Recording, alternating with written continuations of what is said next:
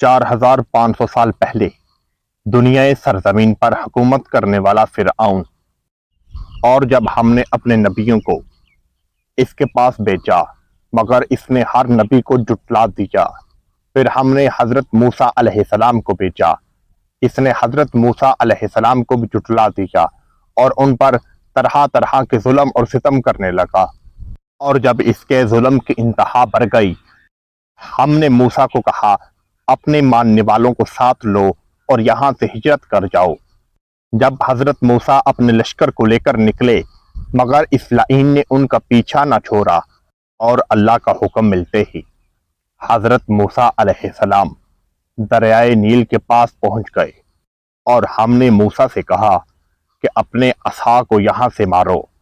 جس سے ہم نے دریا میں کئی رستے بنا دیے، اور حضرت موسیٰ بنی اسرائیل کے لوگوں کے ساتھ وہاں سے گزر گئے۔ اور جب فرعون اور اس کے ساتھی دریائے نیل کے اوپر پہنچے،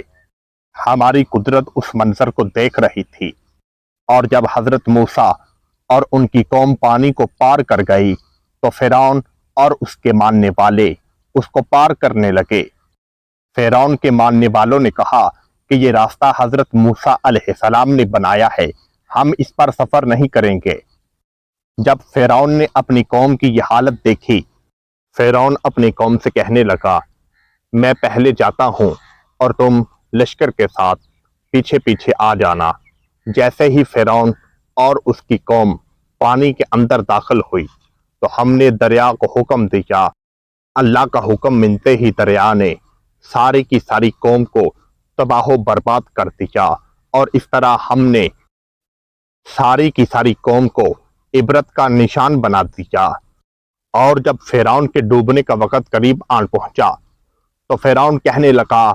کہ ہائے میری ہار، میں جھوٹا تھا اور میرا رب سچا تھا، میں موسیٰ اور موسیٰ کے رب پر ایمان لاتا ہوں۔ اور اس وقت ہم نے کہا کہ اب تیری توبہ قبول نہیں ہے، اب ہم تیرے جسم کو دنیا کے لیے عبرت کا نشان بنا دیں گے۔ اور ہم نے فرعون اور اس کی قوم کو دریا میں غرق کر دیا۔ جب فرعون لعین مر گیا تو پانی نے کہا میرے رب،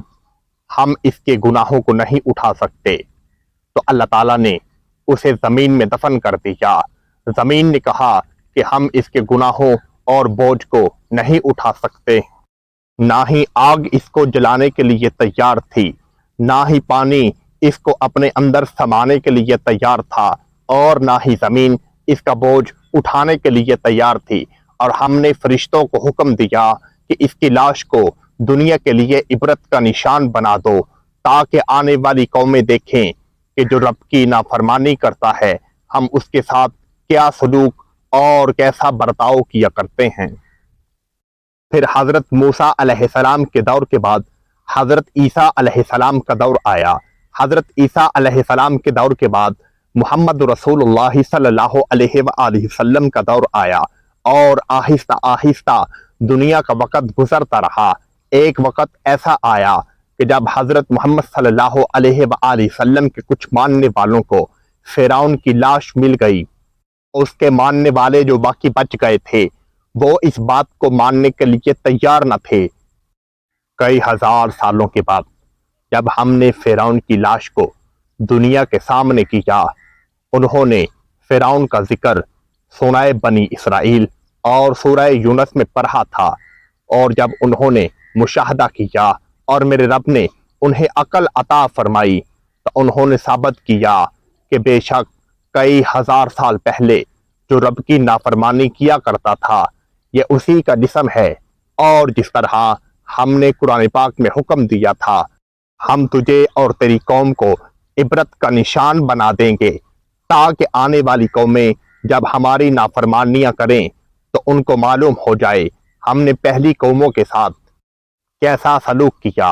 اور جب کل قیامت کا دن آئے گا تو فرعون اپنے ان ماننے والوں کے ساتھ وہاں سے اٹھایا جائے گا، اور وہ اپنے سارے ماننے والوں کو جہنم میں لے کر داخل ہو جائے گا۔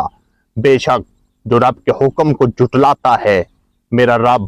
ان کا یہی حال کیا کرتا ہے۔ مٹ گئے نشاں کیسے کیسے